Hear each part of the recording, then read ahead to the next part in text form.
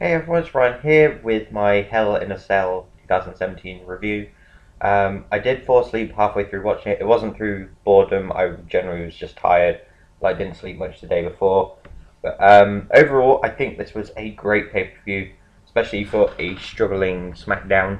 Um, like I said, a lot of them didn't have much build. There was only like a few of them were a bit silly, but like a couple of the matches definitely saved the pay-per-view here. We'll start off with the pre-show. We had Chad Gable and Shelton Benjamin versus the Hype Bros. Went for a good 10 minutes. Some nice story there. Zack and Mojo having miscommunications.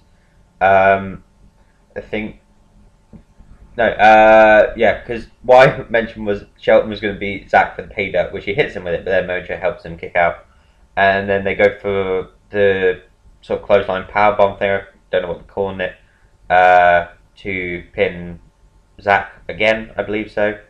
Um, yeah, a win for Chan Shelton, can't really go wrong there.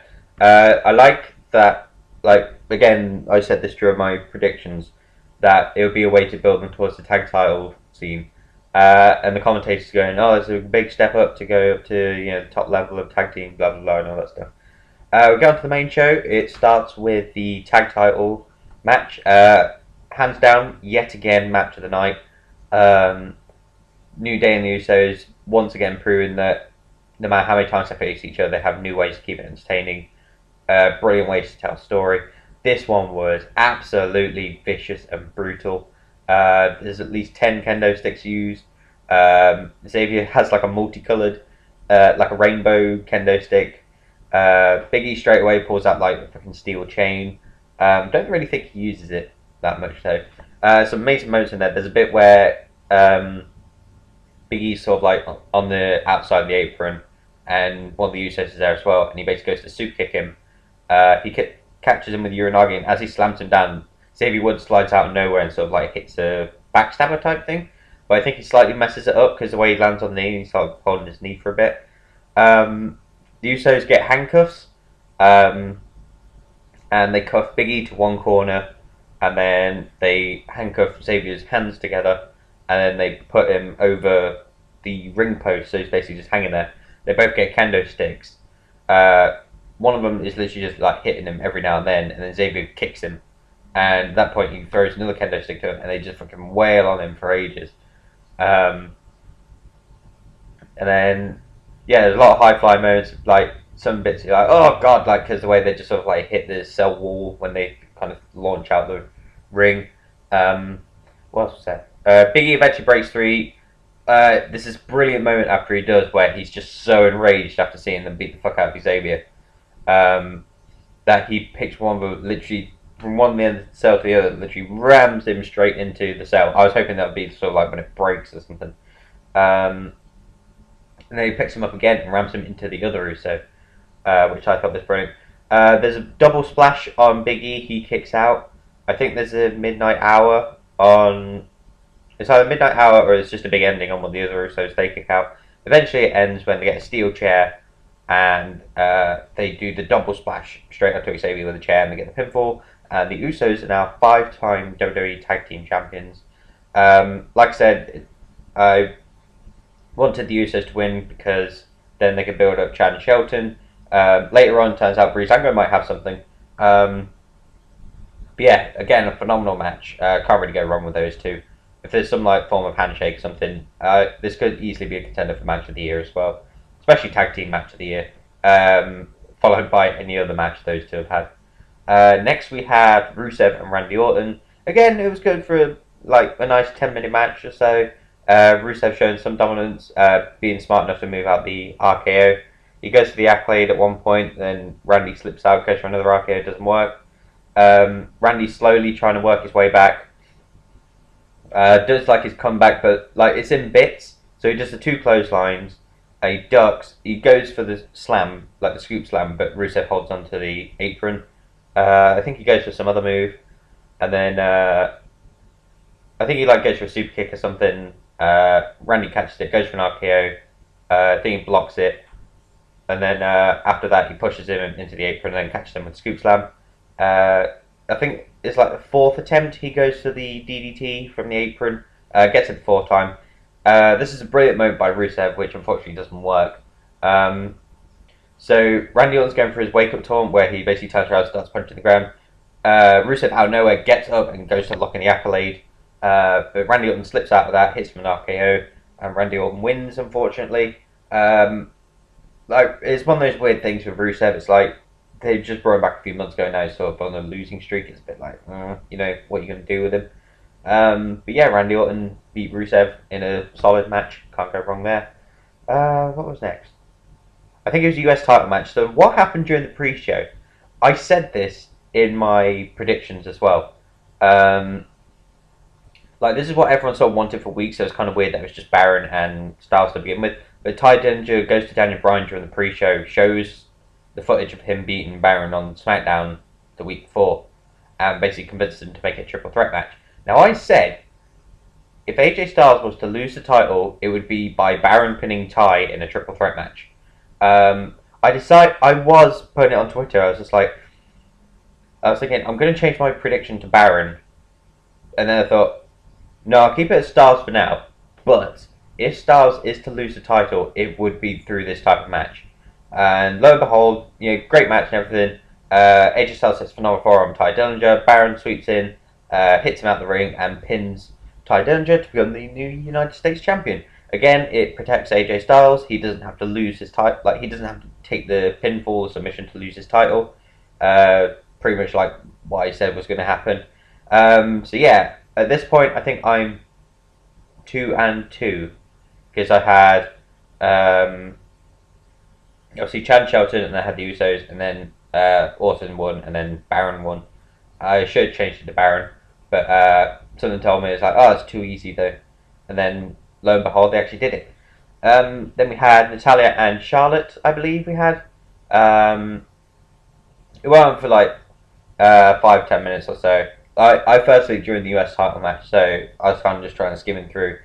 It ends with a disqualification. Charlotte goes for a moonsault while she's already got a bad leg, and then hurts the leg even more. Natalya then picks up a steel chair and just attacks her in the leg, so it's like smart heel work.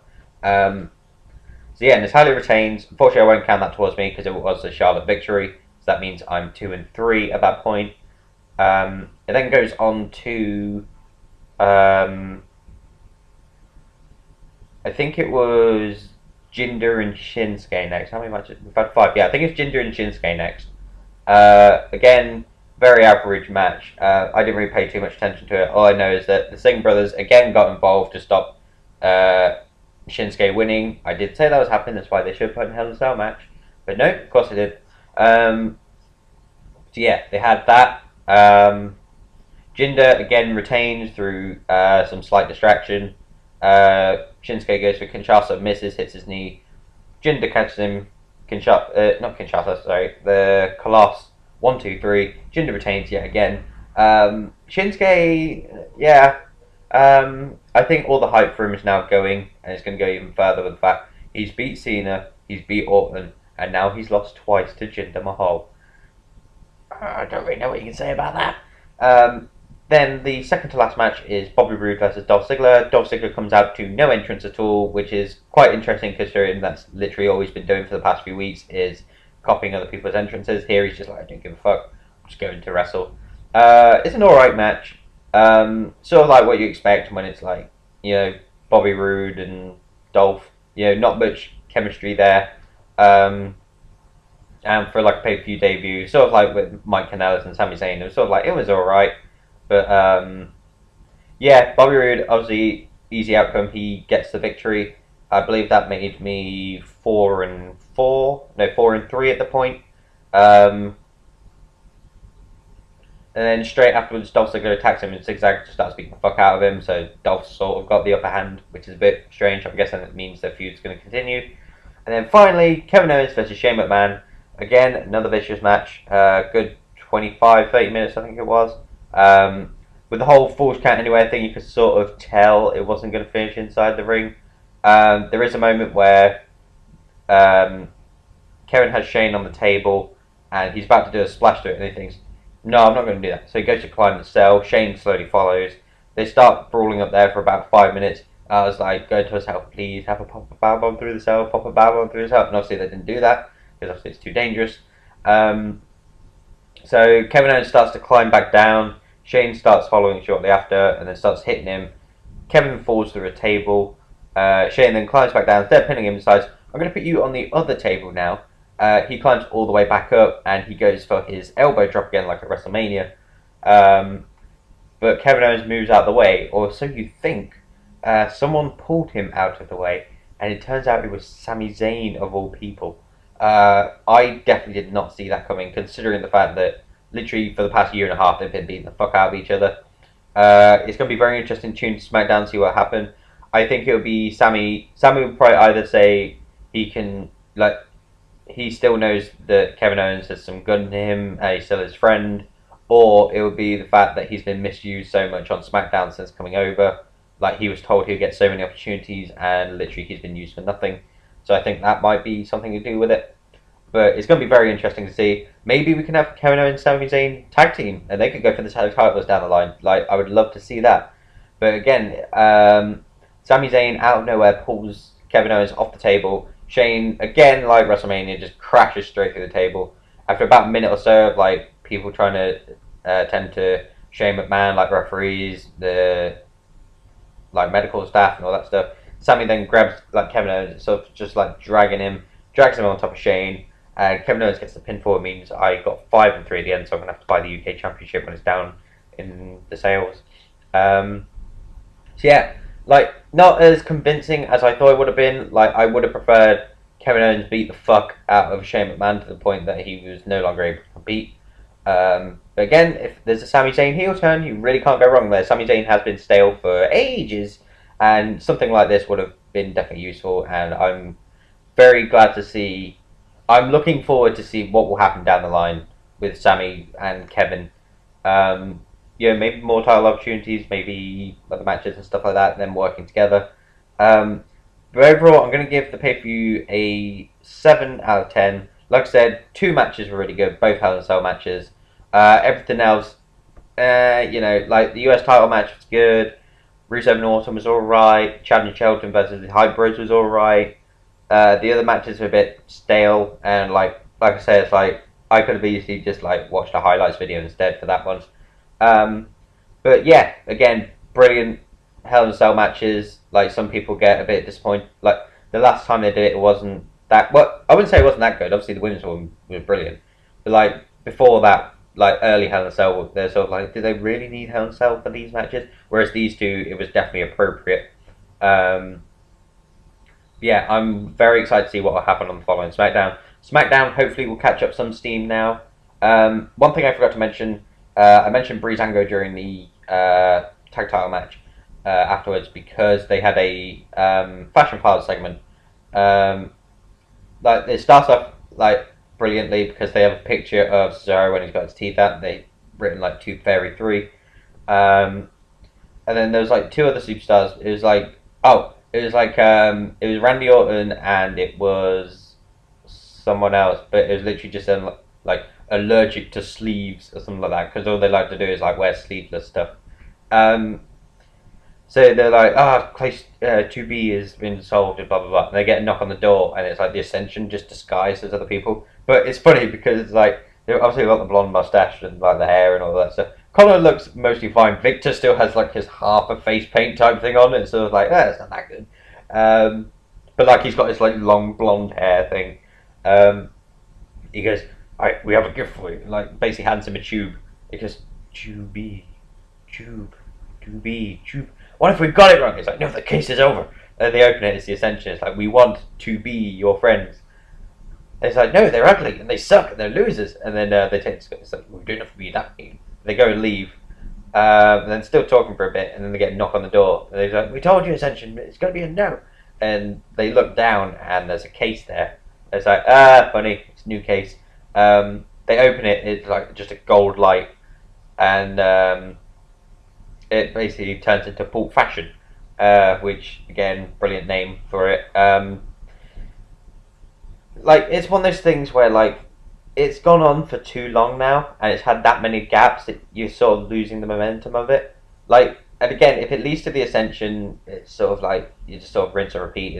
It will get boring after a while. People lose interest. I'm hoping this is sort of their build to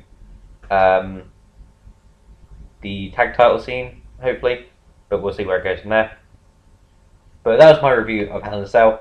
Brilliant Hell in a Cell matches. Most of the mid card was a bit meh. Definitely looking forward to SmackDown. Let me know what you think of Hell in a Cell, and I shall see you in the next one.